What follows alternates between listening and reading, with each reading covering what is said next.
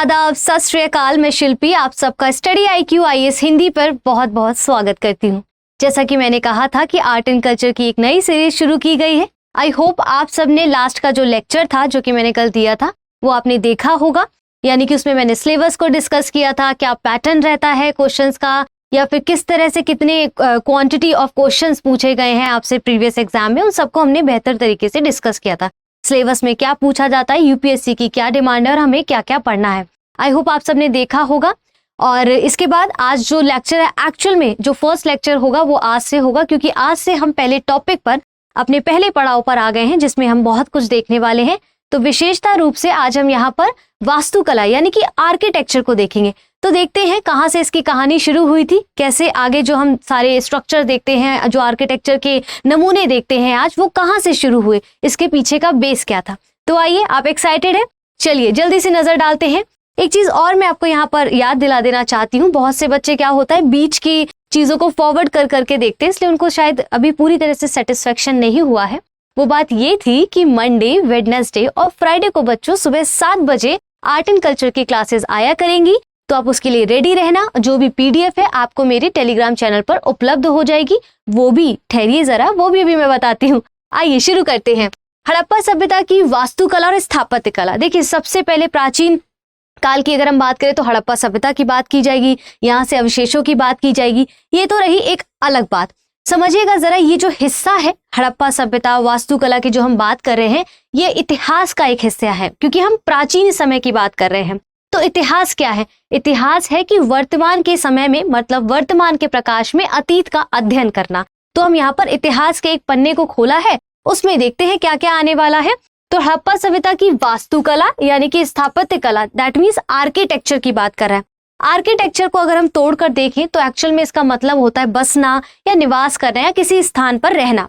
तो व्यक्ति ने पहले अपने जीवन यापन के लिए धीरे धीरे जब उसको समझ बढ़ी तो उसने रहने के लिए एक खाली स्थान ढूंढा और अपना निवास स्थान, अपना निवास गृह बनाना उसे स्टार्ट किया। आगे की कहानी पर चलते हैं। देखिए, यहाँ पर जैसे क्वेरीज थी, उस क्वेरीज के अकॉर्डिंग फॉलो करना है आपको। यहाँ पर इंस्टाग्राम, फेसबुक एंड देन ये टेलीग्राम पर जो आईडी है हमारी, यहाँ पर आपको मिल जाएगी जितने भी PDF जो भी आज तक मैंने पढ़ाया है, आर्ट एंड कल्चर का हो या इंपॉर्टेंट ऑर्गेनाइजेशंस का टॉपिक हो, वो आपको सब यहाँ पर अवेलेबल हो जाएगा।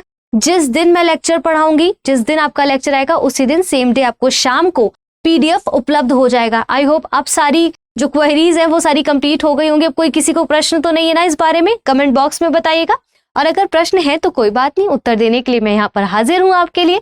आइए आगे बढ़ते हैं। इसके बाद यहाँ पर आप देखिए, 3rd बैच हमारा स्टडी IQ IAS हिंदी का स्टार्ट होने वाला है, वो भी 3 अप्रैल से। ठीक है बच्चों, 3 अप्रैल से शुरू होने वाला है शाम को 6 बजे से। तो अभी तक अगर आपने एडमिशन नहीं लिया है तो आप इसमें एडमिशन ले सकते हैं। और अगर आप मेरा ये SV लाइव कोड इस्तेमाल करते हैं तो ये मात्र आपको 18,999 रुपए में इसकी फीस हो जाएगी।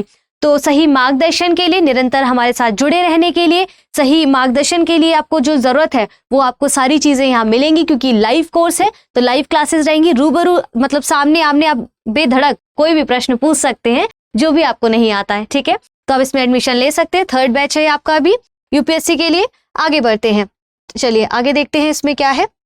नेक्स्ट है हमारा मेन टॉपिक पे आते हैं, भारतीय वास्तुकला और स्थापत्य कला। तो ये भारतीय वास्तुकला यानी कि इंडियन जो आर्किटेक्चर है उनकी हम बात करें, स्थापत्य की बात करें। तो अभी हम प्राचीन समय की बात करें, फिर हम मध्यकाल पे आएंगे, फिर हम आधुनिक काल पे आएंगे। तो फिलहाल हम समझते हैं ये जो कहानी है आधुनिक, ये जो स्थापत्य की कहानी है कहाँ से आई थी। तो सिंधु घाटी सभ्यता से लेकर ब्रिटिश शासन तक भवनों और मूर्तियों की अपनी एक स्वयं की कहानी है। ठीक है, जैसे जैसे समय बदला वैसे वैसे लोग आए, शासक आए, उन्होंने शासन किया और अपनी इच्छा अनुसार या उनका जो रहन सहन है उसके अकॉर्डिंग, या कह सकते हैं जितना उनकी पॉकेट ने अलाउ किया, या फिर जिस हिसाब से उन्होंने अपना राज्य को स्थापित किया, उस हिसाब से उन्होंने आर्किटेक्चर को भी वहां पर बनाना शुरू किया। तो जैसे जैसे आप समय परिवर्तित होगा उस तरह से आपको भवनों के निर्माण में भी परिवर्तन दिखाई देगा। जैसे सिंधु घाटी सभ्यता में अगर हम बात करें तो वहां पर कैसे आप देखेंगे गुफाओं में लोग रहते थे। तो क्या आज के समय पे ऐसा है? नहीं है, क्योंकि समय के साथ साथ परिवर्तन नियत है तो वो बदलता भी रहा है। कुछ चीजें हाँ अडॉप्ट करके उसको हम आगे लेके गए, लेकिन वो परिवर्तन नियत आप रूप से देख सकते हैं। महान शासकों का आक्रमण हुआ, अलग अलग संस्कृतियों से थे, अलग अलग शैलियों से थे, तो उनकी वास्तुकला में भी वही दिखाई दिया। आप सिंधु घाटी सभ्यता में देखेंगे तो कैसे गुफाओं में या पेड़ पे रहते थे वो। इसके बाद आप आगे बढ़ेंगे थोड़ा, फिर वहां पर और अलग तरह की चीजें देखेंगे। मध्यकाल में आएंगे तो कैसे मुगलों ने इस तरह की स्थापत्य की थी वो अलग तरीके से, आधुनिक समय में आएंगे तो ब्रिटिशर्स ने कैसे किया, कैसे कैसे भवनों का निर्माण कराया, तो वो सारे चेंजेस आपको भवनों के द्वारा उनके व्यक्तित्व की प्रतिक्रिया उसमें दिखाई देगी। ठीक है, आदिकाल के मानव आश्रय स्थल के लिए प्राकृतिक गुफाओं का इस्तेमाल करते थे पहले, है ना, जैसा समय होता था वैसी चीजें होती थी। इसके बाद शैलाश्रय वृक्ष हुआ करते थे, तो इसके साक्ष्य भी हमें मिले हैं। तो कैसे हमें ये सब चीजें पता चली? पुरातात्विक साक्ष्यों के द्वारा। इतिहास कहाँ से पता चलेगा? पुरातात्विक साक्ष्यों से पता चलेगा, आपके साहित्य से पता चलेगा, आपकी चित्रकारी से पता चलेगा, इन सारी कलाओं से आपको पता चलेगा ना कि आपके इतिहास में क्या, अतीत में क्या हुआ है, इसके बारे में वहां पर पुरातात्विक साक्ष्यों से हमें जो साक्ष्य प्राप्त हुए उसके आधार पर ये सारी चीजें हमें पता चली। हालांकि जो लिपि मिली उसे तो पढ़ा जा नहीं सका है, तो हमने अजम्पशंस लगाए कि ऐसी ऐसी चीजें वहां पर हुई होंगी। ठीक है, भारत में प्रागैतिक काल से 12वीं सदी तक स्थापत्य कला के विकास का निरंतरता आपको देखने को मिलती है, जो आगे आने वाले विषयों जो चैप्टर्स है उसमें हम कवर करेंगे। ठीक है बच्चों, आगे बढ़ते हैं। यहाँ पर सिंधु कालीन स्थापत्य की बात करें, सिंधु घाटी, हड़प्पा कालीन, सेम थिंग। ठीक है, भारत में सबसे पहले हड़प्पा और सिंधु घाटी सभ्यता में सुव्यवस्थित निर्माण के साक्ष्य मिले हैं। मतलब उस दौर में 3500 5000 लगभग अगर हम देखें, ये जो सभ्यता है इतनी पुरानी, उस वक्त में उनकी अपनी एक टेक्नोलॉजी थी, है ना। जिस समय अब देखिए जैसे हमारी अभी जनरेशन चल रही है तो हमारी अपनी एक अलग टेक्नोलॉजी है, आने वाले कई साल बाद कुछ और टेक्नोलॉजी होगी तो उनको लगेगा कि हम कितने पिछड़े हैं, जबकि ऐसा नहीं है। हम वर्तमान के समय में बिल्कुल सही चल रहे हैं, वैसे ही उनके समय में भी था। तो उन्होंने कैसे अपनी तकनीकों का इस्तेमाल करके इस तरह की चीजों का निर्माण किया, तो उसके साक्ष्य हमें मिले हैं। कलात्मक संवेदनशीलता, ठीक है, जीवंत कल्पना इसकी विशेषता है। अंदर से जो आर्किटेक्चर के जो साक्ष्य मिले हैं खुदाई में, उसमें कहते हैं कि कल्पनात्मक संवेदनशीलता। देखिए सेंसिटिविटी या फिर इमोशंस कोई समय के साथ आप देखेंगे कि ऐसा नहीं कि पहले बहुत इमोशनल लोग होते थे अब नहीं है, या आने वाले समय पे बिल्कुल नहीं होंगे, ऐसा नहीं है। दौर जैसे जैसे चलता है कल्पना और संवेदनशीलता तो रहती ही है। तो किस तरह से उन्होंने अपनी कल्पना को उजागर किया है चित्रों के माध्यम से, अपनी कह सकते हैं कि स्थापत्य के माध्यम से उन्होंने उजागर किया है। तो उसकी एक जीवंत कल्पना, मतलब लगता है जीता जागता उदाहरण इस तरह से उन्होंने प्रस्तुत किया है अपने आर्किटेक्चर के माध्यम से। तो जो साक्ष्य हमें मिले हैं उसके बेसिस पर ये सब चीजें बताई जा रही हैं। ठीक है, इस सभ्यता के दो प्रमुख स्थल है, जैसे हड़प्पा और मोहनजोदड़ो। विशेषता जो ये दोनों क्षेत्र हैं ये अभी आपके प्रेजेंट टाइम में जो पाकिस्तान है उसमें है। बाकी देखेंगे आप जैसे कि आप देख सकते हैं राजस्थान का कालीबंगा हो गया, ठीक है, गुजरात में लोथल और धौलावीरा हो गया, वहीं आप देखते हैं हरियाणा में राखी गढ़ी हो गया। तो कभी मौका मिले तो हरियाणा वाला राखी गढ़ी देखेगा तो उससे समझ पाएंगे चीजें क्या थी, क्योंकि वहां पर जाके जो पूरी तरह से आप देखेंगे उसका मजा ही कुछ और होगा, है ना। तो वो सब देखेंगे तो आप समझ पाएंगे कि कैसे इन सभी स्थलों से इनके साक्ष्य मिले हैं। थोड़ी थोड़ी चीजें खुदाई में पता चली कि अच्छा यहाँ पर ऐसा होता था, यहाँ पर ऐसा होता था। देखिए कोई चीज लिपि तो है नहीं लिखी हुई, और है भी तो वो हम पढ़ नहीं पा रहे हैं वहां की उस वक्त की लिपि को, तो हमने ये मान लिया कि ऐसा ही होता होगा वहां पर। ठीक है, अपने विकास के चरम काल में सिंधु घाटी सभ्यता की जनसंख्या की बात करें, भाई अब इतना बड़ा जो सभ्यता है तो लोगों से तो ये बना ही है ना, लोगों से सभ्यता और संस्कृति बनी है। तो ये जो है जनसंख्या लगभग उसी 5 लाख से भी ज्यादा होने का अनुमान लगाया गया, एजम्पशंस है। जैसा कि मैंने बोला पूरी सभ्यता एजम्पशंस पे ही चली आ रही है ये। इसके बाद बात करते हैं हम यहाँ पर नगर स्थापत्य योजना।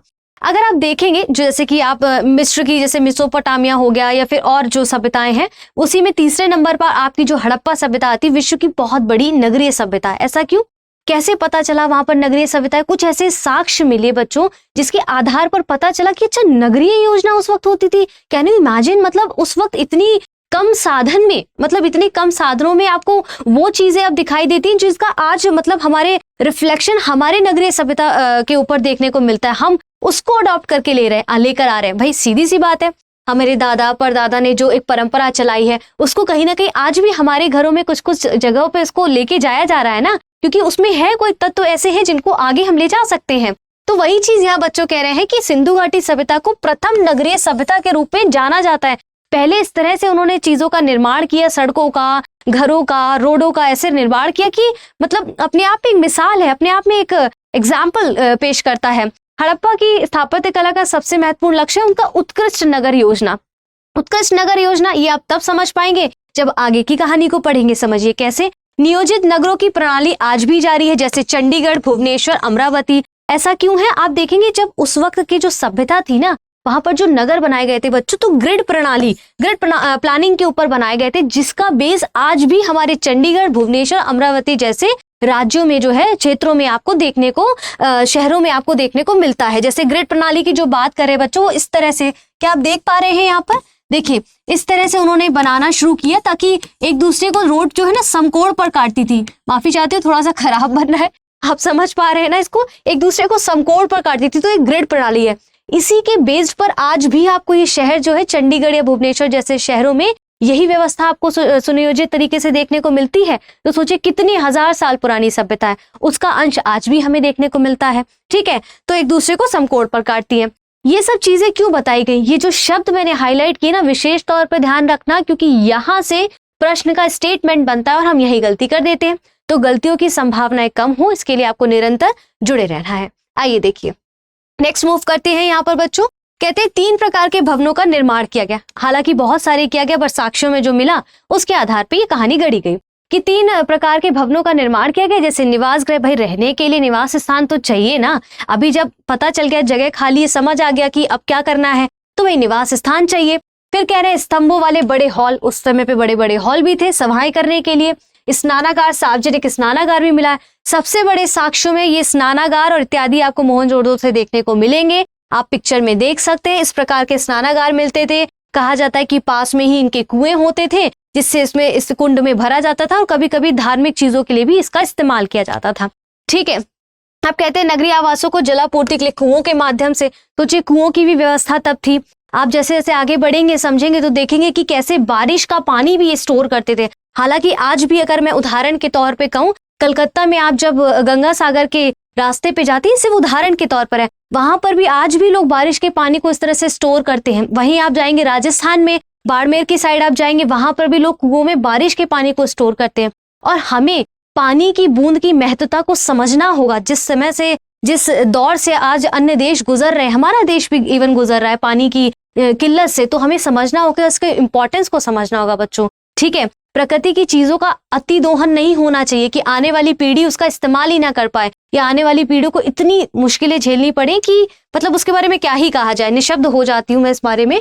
तो हमें इन चीजों का ध्यान रखना है। लेकिन उस वक्त भी देखिए कैसे ये सही इस्तेमाल करना जानते थे, है ना, सही तरह से इस्तेमाल कैसे हो सकता है चीजों का। जल निकासी प्रणाली और सीवरेज काफी इनका अच्छा व्यवस्था थी। जल निकासी प्रणाली इन्होंने इस तरह से घर की नालियों को जो है, घर की नालियों को इन्होंने इस तरह से जोड़ा हुआ था कि मेन होल वगैरह जो है उसमें गटर में सारा मतलब मल वगैरह जा सके, और सारा अच्छी व्यवस्था थी ताकि कोई उससे बीमारी ना फैले, साफ सफाई रहे, उस तरह से। भवन निर्माण में पक्की ईंटों के साथ साथ पत्थर और लकड़ी का भी प्रयोग किया जाता था। तो जब भवन निर्माण इनके किए गए, जब बिल्डिंग्स बनाई गई, तो उसमें पक्की ईंटों का बच्चों उन्होंने प्रयोग करना शुरू किया। लकड़ी का भी यूज करते थे, पत्थर का भी यूज करते थे। यही इस्तेमाल जब आप आने वाले आगे समय काल में पढ़ेंगे तो इनका इस्तेमाल बहुत जोरों शोरों से होने लगा। तब हमें इसका ये भी पता चलेगा कि भाई इसका बेस क्या था, ये कहाँ से आते थे, कहाँ से ट्रांसपोर्ट होता था। यहाँ पर हमें उतना नहीं पता चला, लेकिन ये पता चला है कि भाई लकड़ी का भी इस्तेमाल होता था, है ना। काफी चीजें इससे कनेक्ट कर पा रहे होंगे आप। नेक्स्ट मूव करते हैं। 2 मंजिला भवनों के भी साक्ष्य मिले हैं। तो 2 मंजिला भवनों के भी आप देखेंगे इसमें ना 2 फ्लोर मतलब इन्होंने जो है बिल्डिंग्स इनकी देखने को मिलती है। और कहावत है ना कि ये जो 2 मंजिला जो घर होते हैं, वो जहां पर जिस घर में सीढ़ियां होके छत को गुजरती हैं, वो अपने आप में एक सक्सेस का मिसाल होता है। तो उस वक्त आपको ये देखने को मिलता है किस तरह से इनके पास समझिए टेक्निक थी।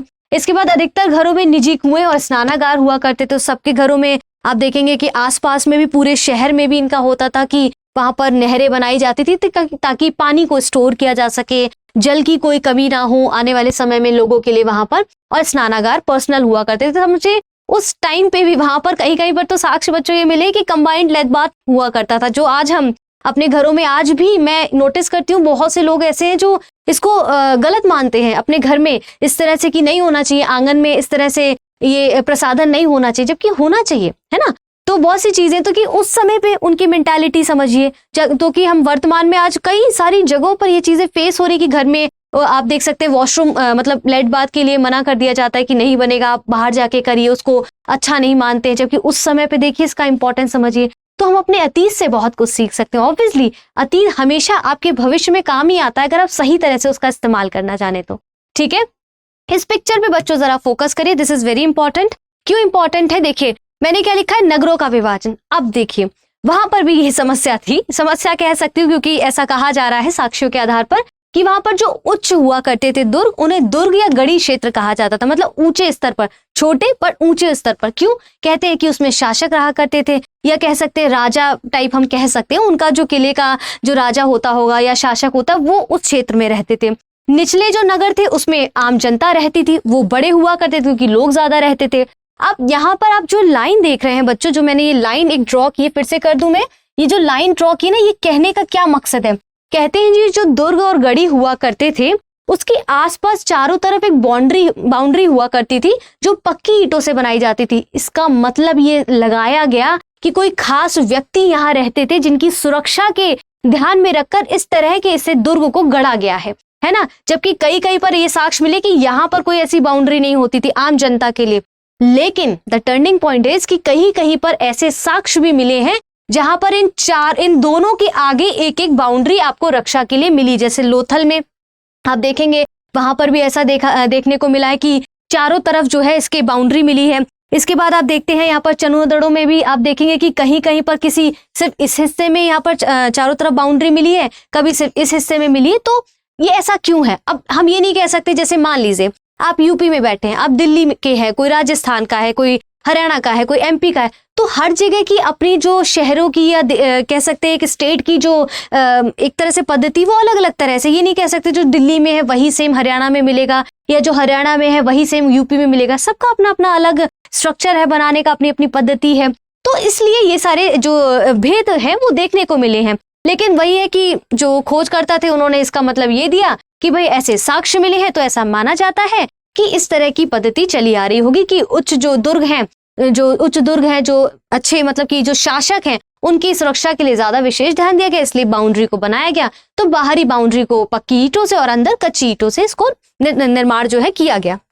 अन्नागार, भाई देखिए खाने के लिए घर, रहने के लिए घर तो मिल गया, भाई पापी पेट का क्या, उसके लिए भी तो कुछ चाहिए ना। जीवन यापन के लिए शरीर को सांस लेने के साथ साथ भोजन भी तो आवश्यक है ना। तो अन्नागार के भी साक्ष्य मिले हैं कि कैसे फूड जो है, गेहूं इत्यादि को उन्होंने, या जो भी वो खाते पीते थे उसको कैसे स्टोरेज रखने के लिए उन्होंने अन्नागार भी बनाए थे। तो अन्नागार का स्टोरेज बच्चों उन्होंने इतने कमाल तरीके से बनाया था ताकि एयर भी क्रॉस हो सके, ताकि सड़े नहीं।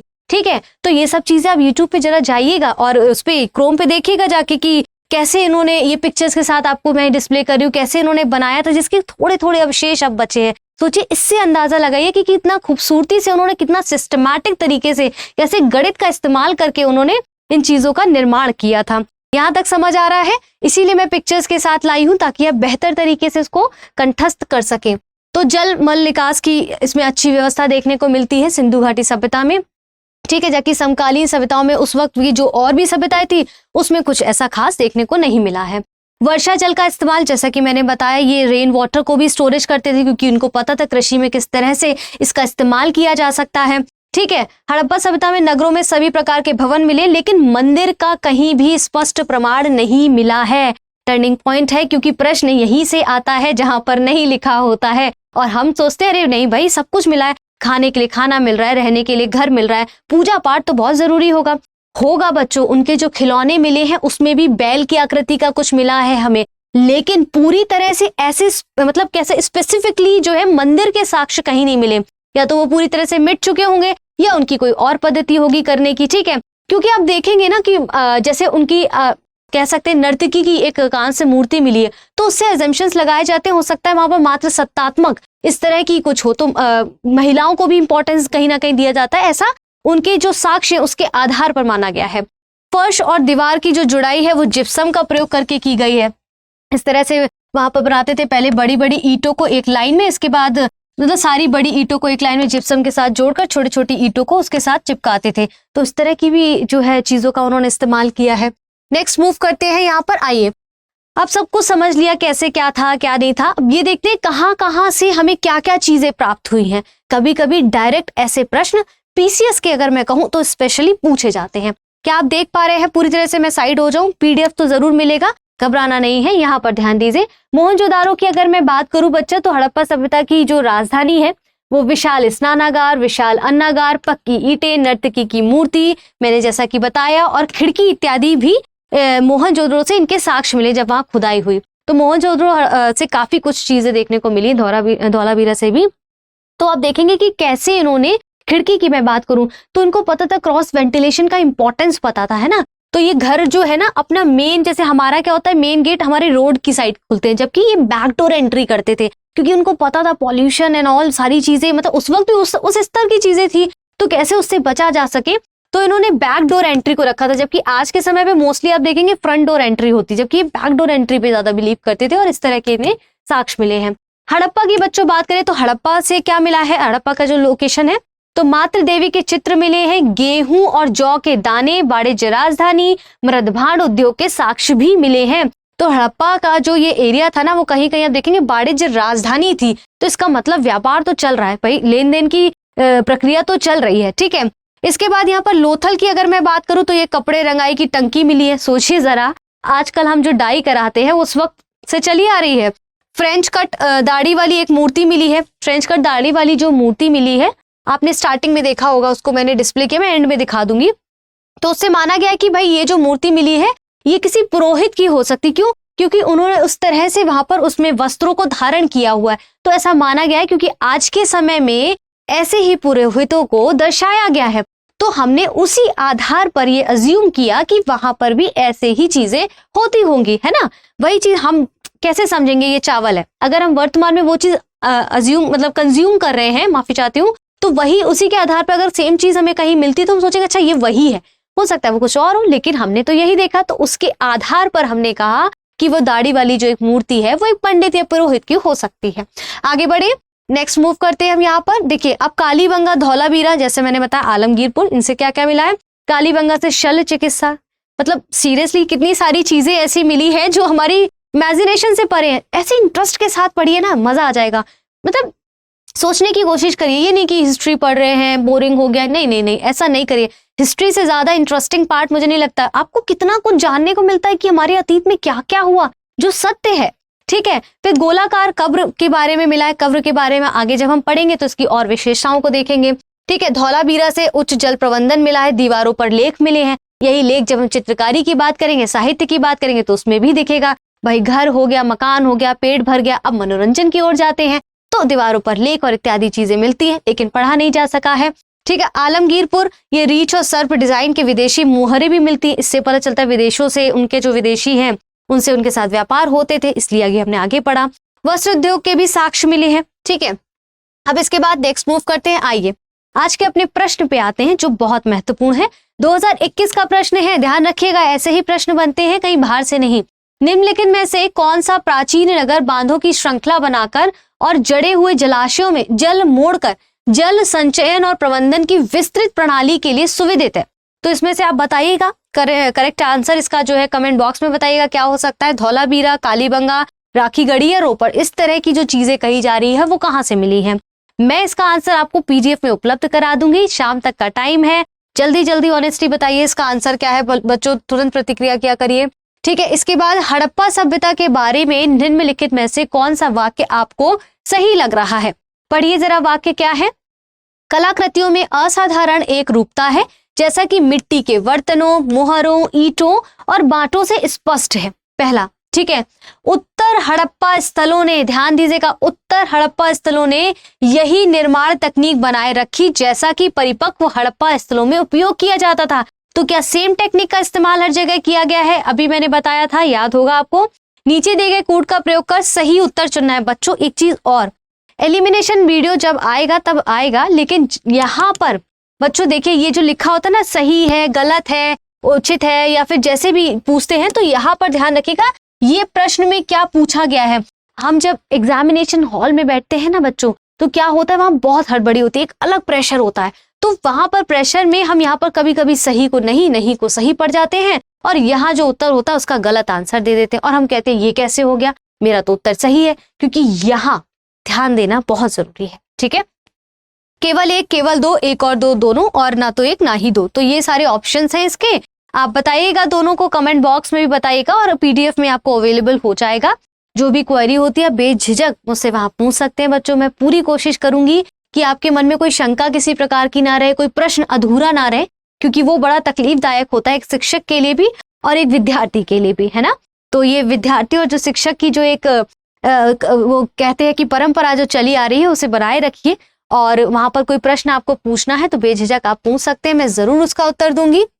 और जो भी बैच या कोई चीज आती है उसको मैं आप पहले से ही जो है बता दूंगी। जैसे आपने बोला मैम टेलीग्राम पे बता दिया करिए कि मतलब कब नेक्स्ट आने वाला है लेक्चर, तो मंडे, वेडनेसडे, फ्राइडे सुबह 7 बजे। ध्यान रखिएगा, अब बार बार मैं बता चुकी हूँ आप लोगों को, ठीक है। और एक चीज और बच्चों, आप पूछ रहे थे ना 2023 के लिए सीरीज इंपॉर्टेंट है या नहीं। बिल्कुल, क्यों नहीं इंपॉर्टेंट है। क्या पता आपने उसको रिवाइज नहीं किया हो, यहाँ पर आपका रिवीजन हो सकता है। जल्द से जल्द करने की कोशिश करेंगे इसको कवर। और 2024 में जो बच्चे पेपर दे रहे हैं उनके लिए तो फिर मतलब है ही अच्छा, ठीक है। चलिए आगे बढ़ते हैं।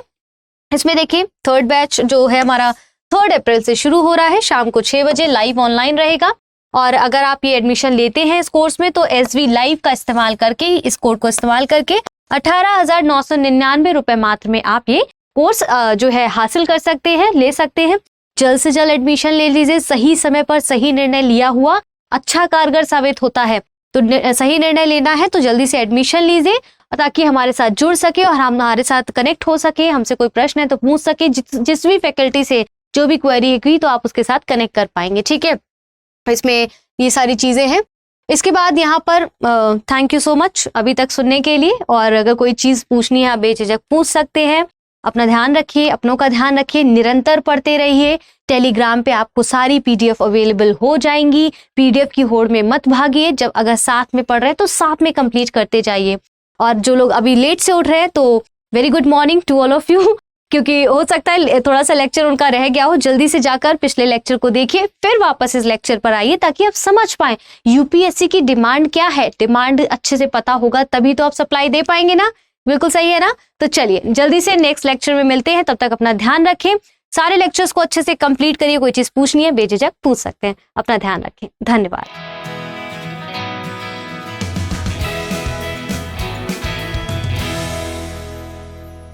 हिंदी में UPSC की तैयारी से संबंधित प्रोग्राम्स को देखने के लिए सब्सक्राइब करें स्टडी IQ IAS हिंदी।